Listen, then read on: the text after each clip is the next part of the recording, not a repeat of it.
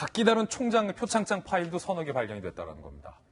정경심 교수가 이에 대한 해명도 냈는데 어찌된 일인지 청와대에 정무비서관으로 가 있는 김광진 정무비서관이 조국 후보자 부인의 해명을 본인의 SNS에 대신 올려줘서 이것도 논란이 되고 있는데 일단 해명부터 함께 보시죠.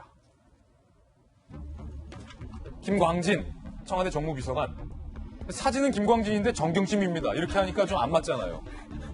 그러니까 김광진 비서관이 해명을 법무장관 후보자의 해명도 아니라 후보자 부인의 해명을 청와대 정무비서관이 대신 올려준 거예요. 자, 어쨌든 소개할게요. 정경심입니다. 제 PC에서 총장 직인 파일 발견된 것과 관련해서 업무 수행 과정에서 직원들로부터 받은 여러 파일 중 일부가 저장된 것으로 추정하고 있습니다. 그런데 이 댓글에 이 해명에 대해서 여러 가지 댓글이 달리고 있어요. 청와대 비서관이 형사 피의자를 대변하느냐, 조국 부인의 대변인이냐, 문정부 청와대라는 곳이 어떤 곳인지 잘 보여준다. 시민도 억울한 일 있으면 청와대 비서관이 대변해 주느냐. 논란이 일자 이걸 또 삭제한 것도 논란이에요. 끝까지 올려두든가 삭제를 했다는 겁니다. 박용진 의원님, 네. 김광진 정무비서관은 왜 후보자 부인의 해명을 대신 올려줍니까? 저도 알 수가 없습니다.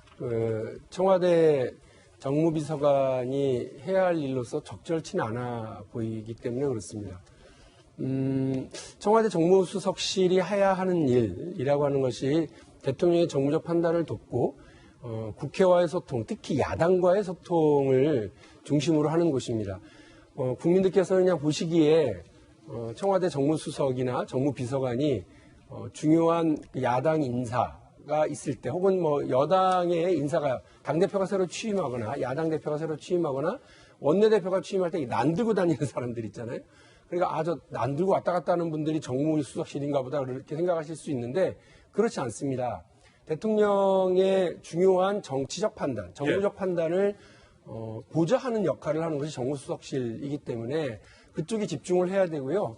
야당 의원들하고 특히 보이지 않는 곳에서 적극적으로 소통해서 야당 의원들의 불만, 비판 이런 걸 수렴하고 또 그들에게 오해가 있으면 오해를 해명하기 위한 적극적인 노력 이런 것들이 전개되어야 되는 것이 바로 정무수석과 정무비서관의 역할인 것으로 알고 있습니다. 그런데 느닷없이 지금 임명된 지 얼마 되지도 않은 김광진 비서관이 논란이 될 수 있는 저런 글을 본인의 의견을 올리는 건 뭐 저는 그것도 정무수석실로서는 좀 조심해야 되거든요. 왜냐하면 얼마 전에 보셨지만 우리 강기정 수석 비서관께서 좋아요 한번 누른 거 가지고도 온갖 오해가 있을 수 있으니까 그런 일도 참 조심해야 되는 판에 본인의 의견이나 본인의 글도 아니고 정경심 교수의 글을 해명글을 저렇게 올리는 게 도대체 왜 저랬는지 잘 모르겠습니다. 그래서 적절치 않았기 때문에 아마 내부적으로도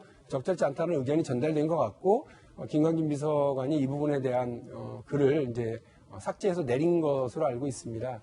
이런 일이 반복되게 되면 대통령에게 누가되고 청와대가 정무적인 어떤 기능을 하는데 어려움이 있을 수 있습니다. 이런 일은 자제해 주시길 바라겠고요.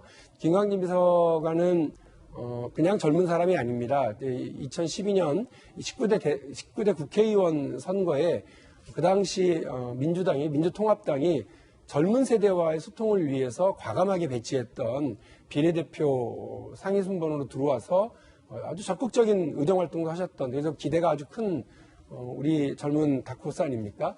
청와대라고 하는 곳이 본인의 어떤 의견을 얘기하기보다는 대통령의 귀가 되고 대통령에게 전달하는 기능을 하셔야 되기 때문에 그 역할을 좀 적극적으로 해주시고 김광진 비서관에게 우리 국민들이 걸고 있는 기대, 우리 당이 걸고 있는 기대, 젊은 세대가 걸고 있는 기대에 어긋나지 않게 신중하게 잘 판단해 주시길 기대하겠습니다. 이 문제는 청와대에 계셨던 분에게 좀 여쭤봐야 될 것 같은데 저는 김광진 비서관이 글을 내렸잖아요.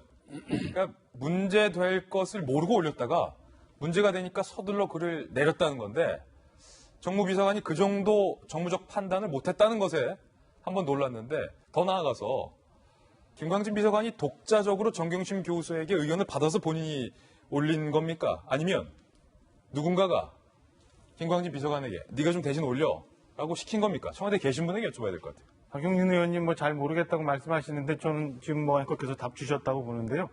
김광진 비서관이 청와대 임명돼서 출근한 지 얼마 안 됐어요. 그래서 청와대 구석구석에 뭐가 있는지도 아직 모르는 상황일 텐데 저런 거를 내가 독자적으로 판단해서 올렸다?